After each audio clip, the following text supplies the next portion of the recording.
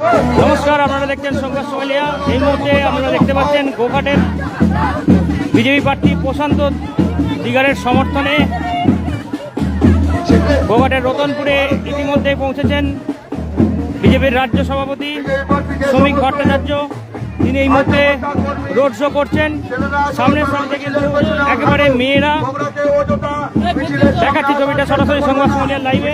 এই মুহূর্তে সেই ছবিটা তুলে ধরার চেষ্টা করছি। দেখতেই পাচ্ছেন সেই ছবি। শ্রমিক ভট্টাচার্য এই মুহূর্তে প্রশান্ত দিগারের সমর্থনে রোড শো করছেন। দেখাচ্ছি সরাসরি সংবাদ সোমালিয়ার লাইভে। দেখতেই পাচ্ছেন সেই ছবি।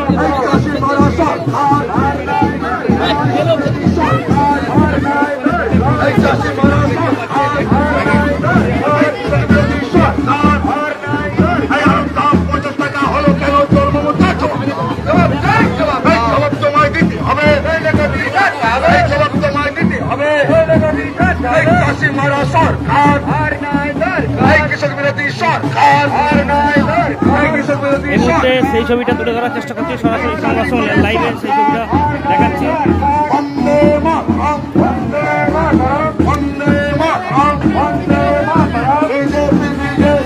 শ্রমিক ভট্টাচার্য তিনি রোড শো করছেন গোঘাটের বিজেপি প্রার্থী প্রশান্ত দিগারের সমর্থনে। মিছিল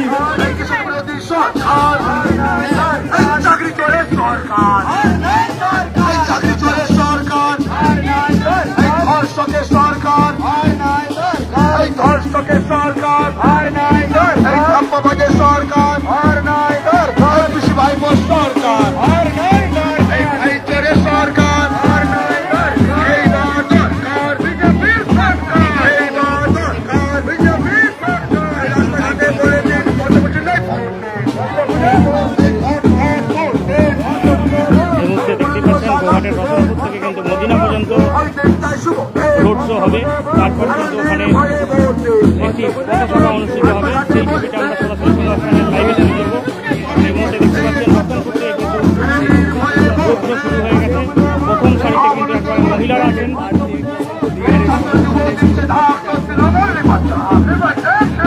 বিজেপি প্রার্থী প্রশান্ত দিগারের সমর্থনে এই মুহূর্তে মিছিল।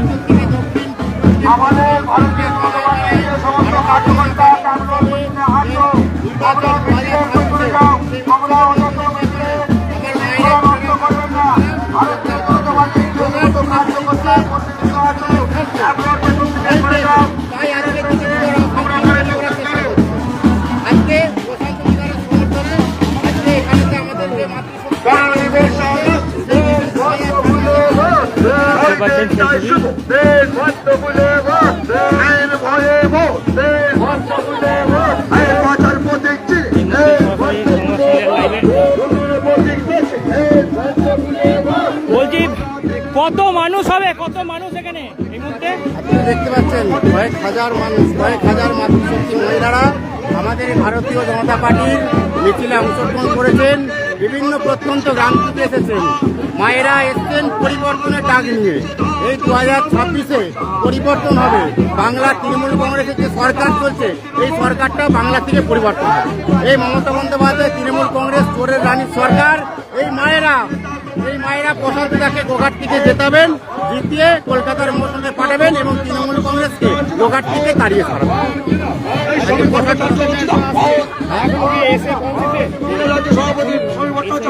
হ্যাঁ, আমাদের রাজ্য সভাপতি মাননীয় শ্রমিক ভট্টাচার্য মহাশয় এসে উপস্থিত হয়েছেন। উনি ট্যাবলোর সাথে আছেন, পার্টির সাথে। আর এখানে মাতৃশক্তি এগিয়ে চলছে। গোঘাটে উন্নয়নের লক্ষ্যে মাতৃশক্তিরা প্রত্যেকে যোগদান করেছেন। উন্নয়ন হবে। গোঘাট থেকে তৃণমূল কংগ্রেসের চোরেরা গোঘাট ছাড়া হয়ে যাবে। এমনি তো এখানে বিজেপির বিধায়ক ছিলেন, তা সত্ত্বেও তৃণমূলের, আপনি যেটা বলছেন যে দাবি করছেন যে তৃণমূলের লোকজন এখান থেকে বেরিয়ে যাবে, কারণটা কি? ভারতীয় জনতা পার্টির আমাদের এখানকার বিধায়ক ছিলেন। আজও আমরা দেখেছেন গ্রামের অনেক জায়গায় আমাদের অনেক জেতা মেম্বার আছে। পঞ্চায়েত মেম্বার থেকে শুরু করে পঞ্চায়েত সমিতি মেম্বার পর্যন্ত আছে। তৃণমূল কংগ্রেস বলে গোঘাটে কিছু নেই। এটা একটা অশুভ শক্তি, শুধুমাত্র কোম্পানি। এই কোম্পানিটা পশ্চিমবাংলার মুখে চলছে। এই সরকার অশুভ শক্তির বিনাশ করবে।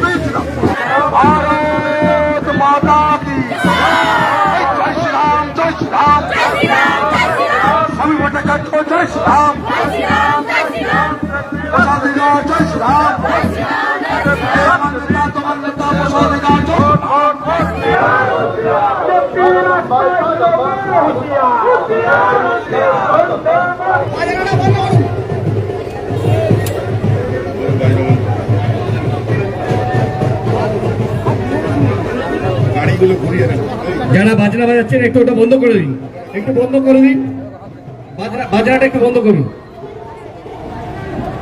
বন্ধ করুন।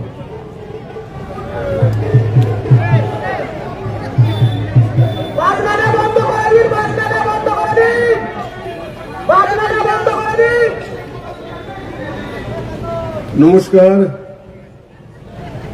প্রশান্ত দিগরের সমর্থনে আজকের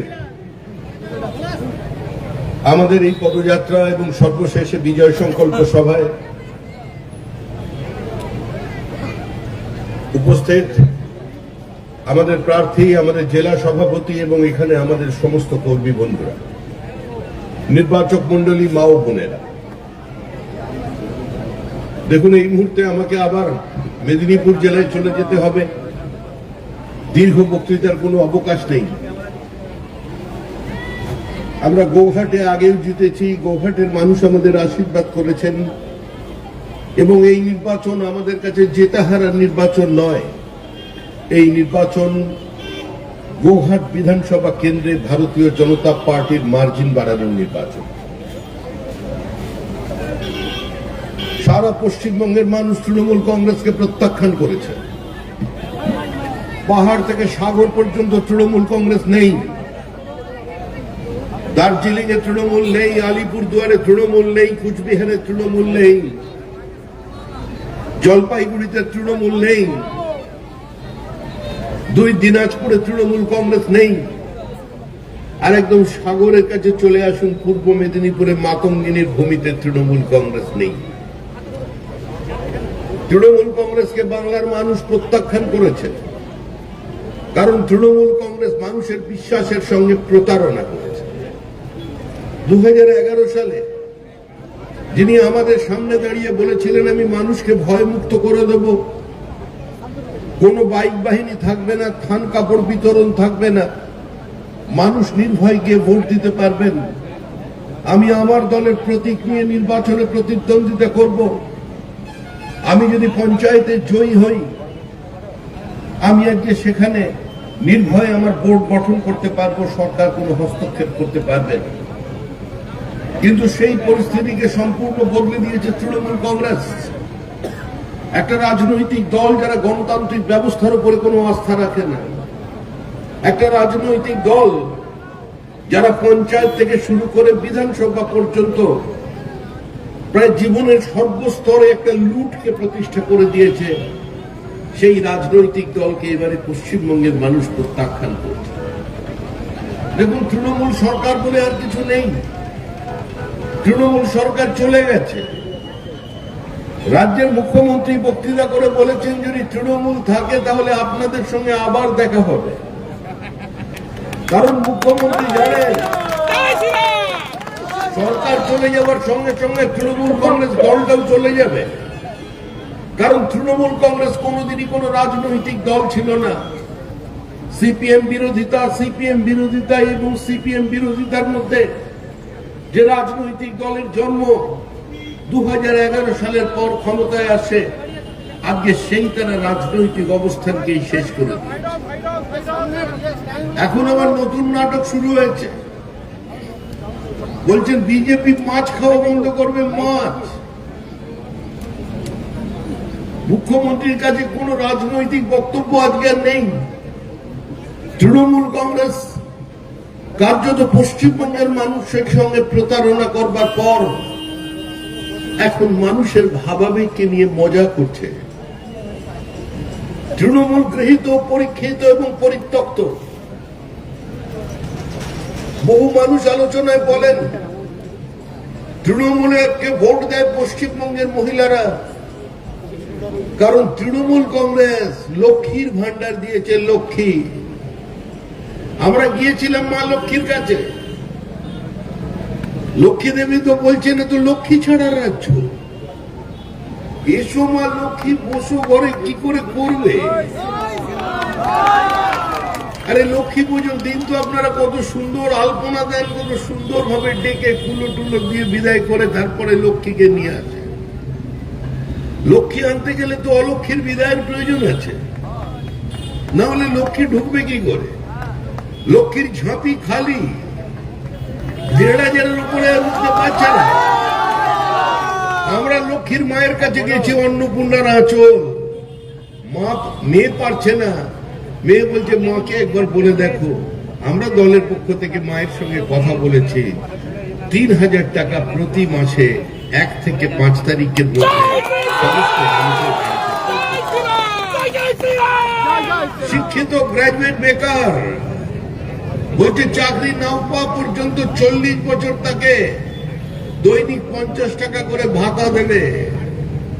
আমরা বলছি যে যারা তৃণমূলের এই লুঠের দুর্নীতির রাজনীতির কারণে তাদের চাকরির বয়স হারিয়ে ফেলেছেন, তাদের রিল্যাক্সেশন দেব ৫ বছর, আর ওই ১,৫০০ টাকাটা ওখানে ৩,০০০ হবে। লাখপতি দিদি উত্তরপ্রদেশে চলছে, মধ্যপ্রদেশে চলছে, রাজস্থানে চলছে, উত্তরাখণ্ডে চলছে, ছত্তিশগড়ে চলছে, অবিজেপি শাসিত রাজ্যেও চলছে। পশ্চিমবঙ্গে বাস্তবায়িত করা যায়। এই যে আপনাদের এখানকার কত ভাই বোন আজকে পরিযায়ী শ্রমিক হয়ে ভিন রাজ্যে চলে গেছেন, তারা যদি ওই রাজ্যে কি অসুস্থ হন, স্বাস্থ্যসাথী কার্ড করবে না, কারণ স্বাস্থ্যসাথীটা হচ্ছে ভোট সাথী, ভোট। ওখানে যদি আয়ুষ্মান ভারত থাকতো, আপনার পরিবারের মানুষজন বিনা পয়সায় চিকিৎসা পেতেন। আজকে তৃণমূল সরকারের জন্য পাচ্ছে না। যারা ছোট ছোট অসংগঠিত শ্রমিকের কাজ করেন, কেউ কাঠের মিস্ত্রির কাজ করেন, কেউ সাইকেলের সারাইয়ের কাজ করেন, কেউ মোটর সাইকেলের কাজ করেন, কেউ জলের লাইনের কাজ করেন, তাদের জন্য প্রধানমন্ত্রী নিয়ে এসেছিলেন PM বিশ্বকর্মা। তৃণমূল কংগ্রেস বাস্তবায়িত হতে দেয়নি। প্রধানমন্ত্রী আবাস যোজনা 100 দিনের কাজ, বলছেন টাকা দিচ্ছে না কেন্দ্রীয় সরকার। কেন্দ্র বলছে হিসাব দাও, টাকা নাও। মুখ্যমন্ত্রী বলছেন টাকা নেওয়া আমার অধিকারের মধ্যে পড়ে, কিন্তু হিসাব দেওয়াটা আমার অভ্যাসের মধ্যে পড়ে না। এভাবে কোন রাজ্য চলতে পারে না। এভাবে কোনদিন কোন রাজ্যের সর্বাঙ্গীন উন্নতি হওয়া সম্ভব নয়। আর তারপরে আবার এসেছে SIR।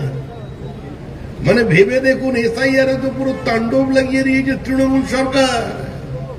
12 রাজ্যে SIR, কোথাও কোনো আওয়াজ নেই, বোমা নেই, গুলি নেই, পথ অবরোধ নেই।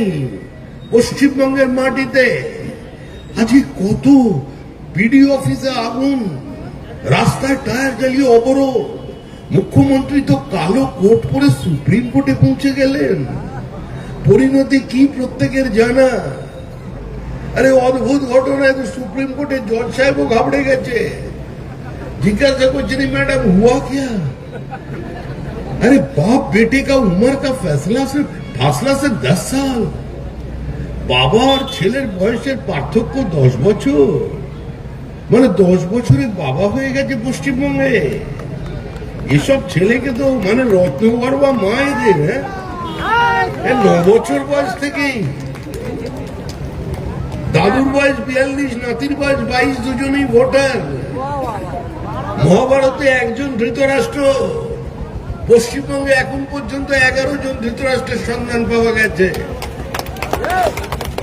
এখন আবার ভাই বোনের বিয়ে শুরু হয়েছে, নতুন রফা ভাই বোনের বিয়ে। স্বামীর নামও যা, স্বামী স্ত্রী দুজনেই আছে, দুজনেরই বাবা এক। এই ভাই বোনের বিয়ে কবে থেকে আবার পশ্চিমবঙ্গে চালু হলো? মমতা বন্দ্যোপাধ্যায় যারা মারা গেছে, উপরে চলে গেছে, এই পৃথিবীর মায়া যারা কাটিয়ে ফেলেছে। মমতা বন্দ্যোপাধ্যায় বলছেন ওরাও তো কারোর বাবা ছিল, মা ছিল, প্রেমিকা ছিল। একটু মানবিক মুখ নিয়ে ওদের নামটা ভোটার লিস্টের মধ্যে ঢুকিয়ে রাখা যায় না? আজকে এই নিয়েই পশ্চিমবঙ্গে লড়াই চলেছে। আবার পশ্চিমবঙ্গকে পশ্চিম বাংলাদেশ বানিয়ে দেবেন। ফিরহাদ হাকিম বলছেন প্রত্যেক হিন্দু মুসলমানের একজন করে অন্তত হিন্দুকে ওই কি সব করে ওরা ওই সব করে টরে মুসলমান ধর্মে নিয়ে আসা, তাতে নাকি ওদের পুণ্য হবে। আরেকজনে যে হুমায়ুন, বাবরের ছেলে হুমায়ুন, আসলে বাবরের ছেলে নয়, তৃণমূলের ছেলে, তৃণমূলের বিধায়ক। সে বলছে 70% আমরা, 30% হিন্দু, যখন চাইব কেটে ভাগীরথীর জলে ভাসিয়ে দেব। মুখ্যমন্ত্রী কোনো শব্দ উচ্চারণ করছে না। এই কোন রাজনীতি চলেছে রাজ্যে? বড় শিল্প ছাড়া কোনো ভবিষ্যৎ নেই। আলু চাষিদের দিকে তাকান, মাঠে 60 টাকা বস্তা, বস্তার দাম 40 টাকা, আলুর দাম 20 টাকা। আগামী বছর থেকে কেউ আর আলু চাষ করবে? আলু চাষি আত্মহত্যা করছে একের পর এক। আর পশ্চিমবঙ্গে চাষি আত্মহত্যা করলেই বলা হয় বিবাহ বহির্ভূত সম্পর্ক, অবৈধ প্রেম, মানসিক অবসাদ, ঋণভারে জর্জরিত। আরে এত প্রেম কোথা থেকে আসছে? যত প্রেম পশ্চিমবঙ্গে, এই কিভাবে চলবে এ রাজ্য? এরপর থেকে তো আপনাদের আলু চাষ বন্ধ হয়ে গেলে 100 টাকা কেজি করে আলু কিনে খেতে হবে। উড়িষ্যায় আলু পাঠানো বন্ধ করে দিয়েছিলেন। উড়িষ্যার আর আলুর প্রয়োজন নেই। উড়িষ্যা আলুতে স্বয়ং সম্পূর্ণ হয়ে গেছে, আসাম স্বয়ং সম্পূর্ণ হয়ে গেছে। মুখ্যমন্ত্রীর ভ্রান্ত নীতির কারণে আজকে আলু চাষিরা সর্বনাশ হচ্ছে। পেঁয়াজ চাষের দিকে তাকান, একই অবস্থা। 43টা রেলপথ এই মুহূর্তে বন্ধ আছে। পশ্চিমবঙ্গে জমি অধিগ্রহণ হচ্ছে না। গত বাজেটে আবার বাড়িয়ে সেটাকে 61 করে দেওয়া হয়েছে। পশ্চিমবঙ্গের সরকার সেটাকে বাস্তবায়িত করতে দিচ্ছে না। এই সরকার মোদি মারতে চলেছে, মোদি। আরে পশ্চিমবঙ্গের কি হবে তার নেই ঠিক।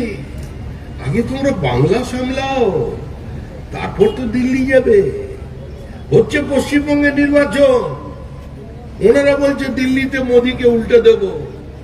মানুষ জানে যে টাকা দিচ্ছে মোদি, ছাপ লাগাচ্ছে দিদি।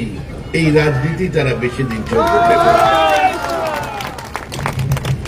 যারা ডেঙ্গির মশা মারতে পারে না তারা মোদি মারবার কথা বলছে দাঁড়িয়ে। মোদিজির জনসভা দেখুন, জনপ্লাবন, উচ্ছ্বাস। মানুষ জানে যদি কেউ পারে তাহলে মোদি পারে।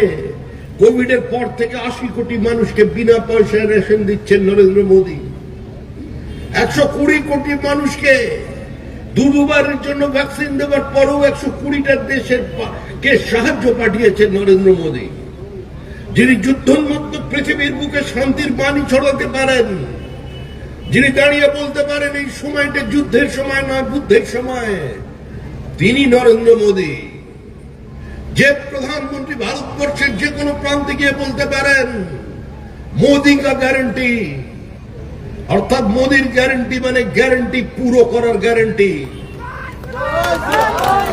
অসমুদ্র হিমাচলের মানুষ যাকে বিশ্বাস করেন, সারা পৃথিবীর মানুষের পায়ের নিচে লাল কার্পেট বিছিয়ে দিয়েছে।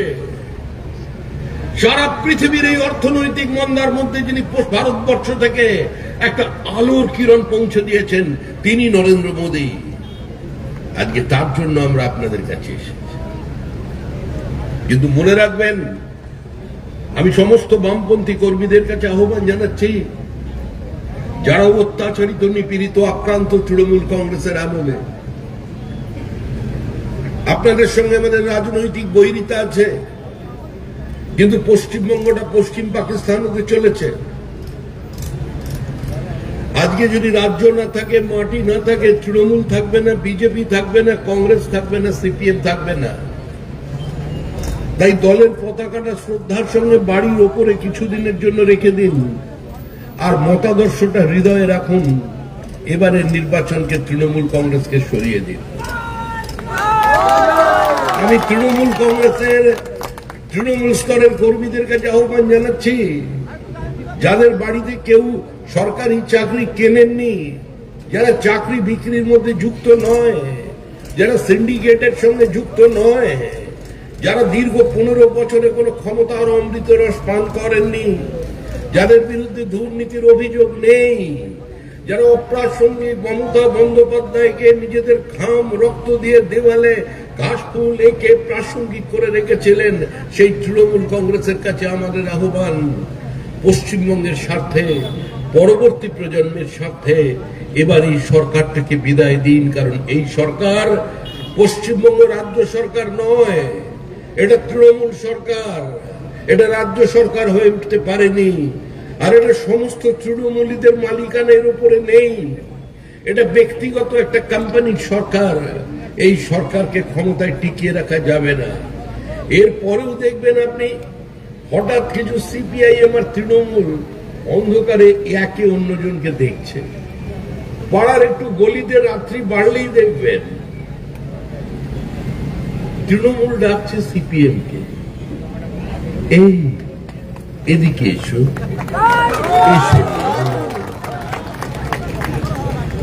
রাগ করেছো?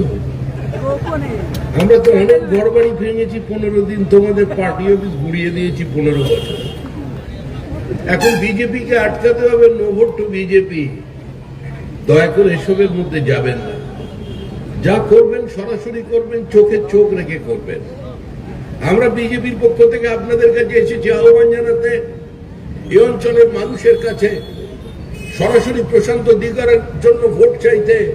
কোনো অনুনয় বিনয় নয়, কোনো কাতর বিনতি নয়, কোনো আবেদন নয়। আমরা ভোট চাইছি একটা নির্দিষ্ট রাজনৈতিক অধিকার থেকে। কারণ আপনারা এই 2021 সালে একটা বাইনারি তৈরি করে দিয়েছিলেন যে তৃণমূলকে হারাতে পারে বিজেপি, তাই বিজেপিকে ভোট দিন। এদিক ওদিক ছোটাছুটি করবেন না, সরাসরি লক্ষ্য ঠিক রাখুন। ওরা বলেছিলেন না খেলা হবে, খেলা হয়ে গেছে। জগন্নাথ দেবকে ধরে এনেছিলেন পুরী থেকে দীঘায়, কারণ মা কালী অনেকদিন আগেই ফাইল ছেড়ে দিয়েছেন, বলছেন আমি পারবো না। কালীঘাটের মা কালী ছেড়ে দিয়েছে বলে কত সহ্য করব। বকটুই দেখলাম, ছাত্র বিক্রি দেখলাম, আরজিকর দেখলাম, তোমাকে আর বাঁচাতে পারছি না। জগন্নাথ দেবকে ধরে এনেছেন ওখান থেকে। জগন্নাথকে বলেছিলেন কালচারাল সেন্টারে নিয়ে যাচ্ছি, ঢোকার পরেই বলছেন এটাও ধাম ওটাও ধাম। জগন্নাথ দেব ভাবড়ে গেছেন বলে দেবতার সঙ্গে একটু ফষ্টি নষ্টি করে, খুঁটিনাটি করে, নারদ করে, কিন্তু দেবতাকে মানুষ টুপি পরিয়ে দিল। এত বড় প্রতিভাবান মানুষ তো আমি কোন জায়গায় দেখিনি। জগন্নাথের পরিবারে গন্ডগোল লাগিয়ে দিয়েছে। বলরাম সুভদ্রা বিদ্রোহ করেছে, বলছে তুমি কেন এর কথাই এলে, তুমি চিনতে পারোনি। 15 বছর ধরে বাংলার মানুষেরা কি করুণ পরিণতি করে দিয়েছে। রাজ্যটাকে পরিযায়ী শ্রমিকের রাজ্য বানিয়ে দিয়েছে। এখানে মেধা পরিযায়ী, ছাত্র পরিযায়ী, পুঁজি পরিযায়ী, শিল্পপতি পরিযায়ী, কৃষক পরিযায়ী, বৃদ্ধাশ্রম হয়ে গেছে গোটা পশ্চিমবঙ্গ। আর গোটা সমাজ হয়ে গেছে একটা খোলা বাজার। বিক্রি করো, টাকা চাই, কত পাবো। সুতরাং সময় শেষ। তৃণমূল চলে গেছে, তৃণমূল চলে যাবে। পৃথিবীর কোন শক্তি তৃণমূল কংগ্রেসকে আটকে রাখতে পারবে না। শীততাপ নিয়ন্ত্রিত অত্যাধুনিক রেস্টুরেন্ট ময়ূখ রেস্টুরেন্ট। এখানে পাবেন চাইনিজ, পোলাও, বিরিয়ানি, তন্দুরি সহ সমস্ত রকম খাবার। এছাড়াও কাস্টমারদের সুবিধার্থে হোম ডেলিভারির বিশেষ ব্যবস্থা রয়েছে। পাশাপাশি যে কোনো অনুষ্ঠানের জন্য ভাড়া দেওয়া হয়। আমাদের ঠিকানা খানাকুল হেলান সংলগ্ন তিলক চক। Phone number 8617492616, 9732162360। সেরা খাবারের স্বাদ পেতে আজই আসুন ময়ূখ রেস্টুরেন্টে।